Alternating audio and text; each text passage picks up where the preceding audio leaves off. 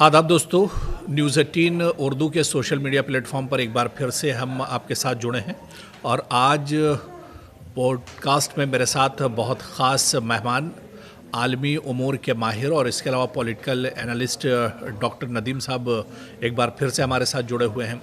जब भी कोई बड़े इश्यूज़ आलमी उमूर पर होते हैं, आलमी सतह पर कोई इस तरह की उथल पुथल होती है, कोई बड़ी ख़बर होती है, तो हम डॉक्टर नदीम के साथ उस पर चर्चा करते हैं। क्योंकि इस वक्त आप मेरा इशारा समझ रहे होंगे कि ईरान में जिस तरह के हालात हैं, जिस तरह से ईरान में एहतजाज और प्रोटेस्ट हो रहा है, तो ऐसे में इन एहतजाज को किस तरह से देखा जाए, उसमें अमेरिका की मुदाखलत ट्रंप की तरफ से लगातार जो बयानात आ रहे हैं, और सबसे बड़ा सवाल ये कि ईरान मीडिया से जो खबरें इस प्रोटेस्ट को लेकर आ रही हैं वो कुछ अलग होती हैं, लेकिन मगरबी मीडिया से जो इस प्रोटेस्ट को लेकर खबरें आती हैं वो कुछ अलग होती हैं। तो इन्हीं तमाम चीज़ों को हम समझने की कोशिश करेंगे। डॉक्टर नदीम साहब, आपका बहुत इस्तकबाल है हमारे इस ख़ास प्रोग्राम में। सबसे पहले बहुत मुख्तसर में आपसे जानना चाहेंगे, जो उथल पुथल इन दिनों ईरान में है, जिस तरह से प्रोटेस्ट और एहतजाज लगातार हो रहे हैं, इसे किस तरह से आप देखते हैं? देखिए, ये तो सब एक साजिश के तहत हो रहा है जी। और इस तरह के उथल पुथल होना ख़ास तौर पर ईरान में ये कोई नई बात नहीं है। वहाँ पर अभी 2-2.5-3 साल पहले औरतों को लेकर भी एहतजाज हुआ था और छुटपुट इस तरह के मामलात वहाँ पर होते रहते हैं। और ये सारी की सारी जो चीज़ें हैं, देखिए, हमें यहाँ पर इसे इस तरीके से समझना चाहिए कि अमेरिका और इज़राइल बिल्कुल भी अमन नहीं चाहते हैं मिडिल ईस्ट के किसी भी कंट्री में, और ख़ास तौर पर उस कंट्री में तो बिल्कुल भी नहीं चाहते हैं जहाँ पर उनके मुखालफिन या तो हुकूमत करते हैं या हुकूमत के अंदर दखल रखते हैं। तो ये उसी सिलसिले की एक कड़ी है और इसे परवान चढ़ाया जा रहा है। अभी हमने देखा कि 12 दिन की लड़ाई हुई थी और 12 दिन की लड़ाई के जो नताइज हैं वो दुनिया ने देखे कि ईरान ने किस तरीके से अपने आप को प्रेजेंट किया। ना सिर्फ उन सब बातों को झुटलाया गया जो अमेरिका ने कहा था या इज़राइल ने कोशिशें की थी, बल्कि वो एक नई ताकत के तौर पर भी उभर कर आया है ईरान, और एक बड़ी मिसाइल ताकत का लोहा दुनिया ने उसकी माना है। तो अब चूँकि रिजीम अगर बदल जाए तो फिर अमेरिका जो चाहता है या जो उसकी मंशा है वो पूरी हो सकती है जी।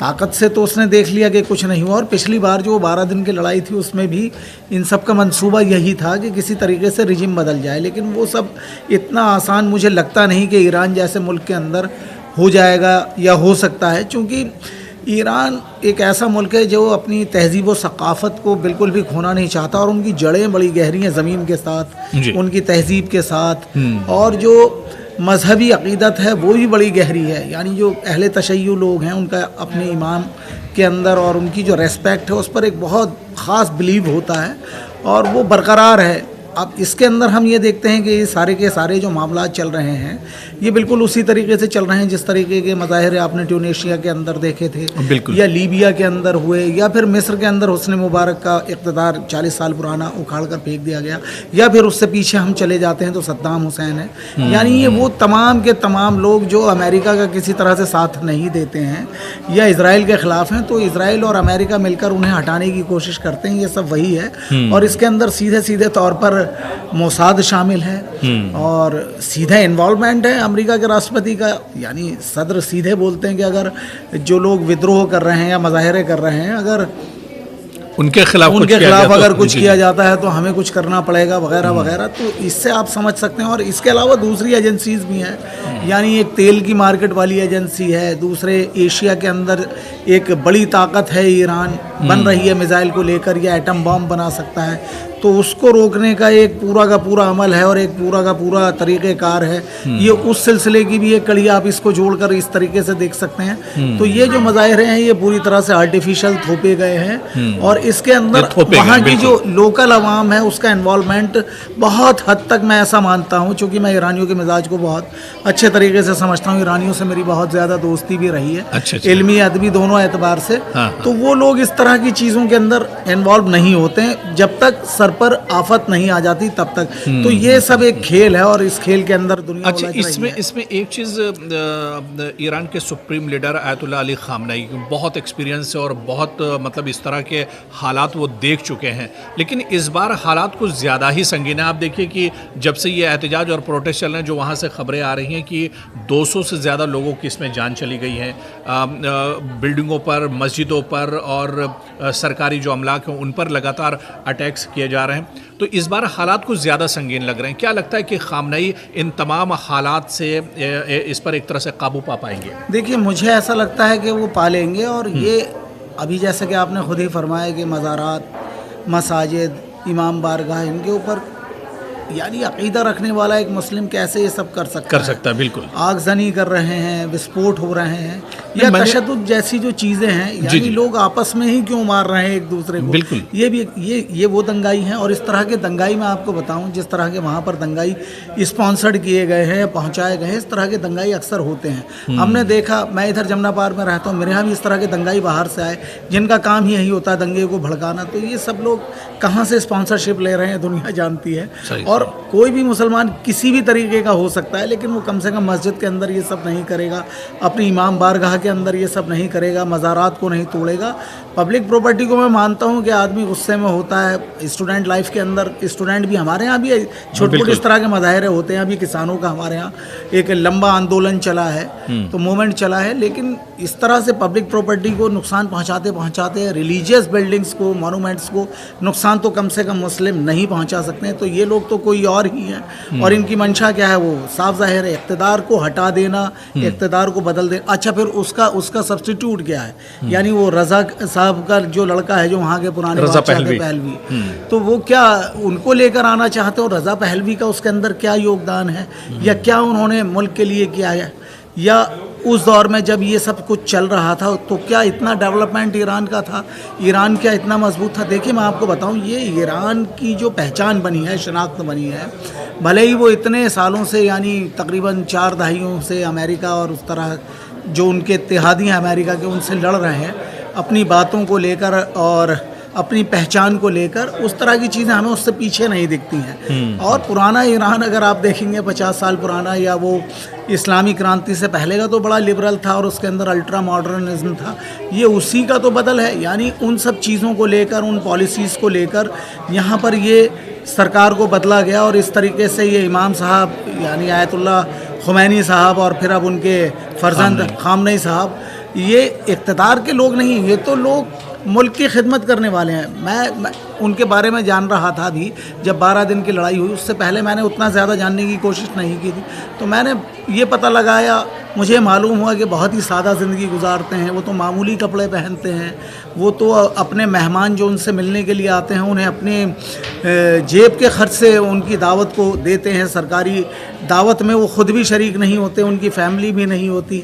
तो बहुत ही मामूली सी ज़िंदगी गुजार रहे हैं, बिल्कुल उसी तरीके से जो इस्लामी तरीक़ेकार है या इस्लामी अक़ीदे से ताल्लुक़ रखने वाले हमारे उलमाए किराम को रखना चाहिए, वगैरह वगैरह। एक चीज़ नदीम साहब, वहाँ पर जिसका मैंने अपने इंट्रो में जिक्र किया कि ख़बरों में जो तज़ाद है, हालांकि मीडिया से हम ही लोगों से जुड़ा हुआ मामला है, लेकिन इंटरनेशनल लेवल पर क्या वाकई में मीडिया में इतना तज़ाद है?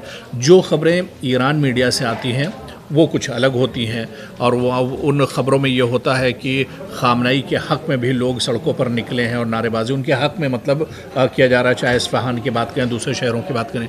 लेकिन वही मीडिया ख़बरें आप देखिए कि जो यूरोप ममालिक से आती, मगरबी मीडिया से जो ख़बरें आती हैं, तो उनमें कुछ टोन बदला होता है, उसमें न्यूज़ बदली हुई होती है। तो इस डिफरेंस को किस तरह से आप देखते हैं, जो तज़ाद होता है? देखिए, तज़ाद बिल्कुल होता है, और ये हर जगह होता है। आपने ये देखा होगा कि अभी 2 साल जो लड़ाई चली है, जंग जिसे आप बोलें, हमास और इज़राइल के दरमियान, तो उसमें नेतन्याहू के ख़िलाफ़ लगातार मुज़ाहरे चल रहे थे।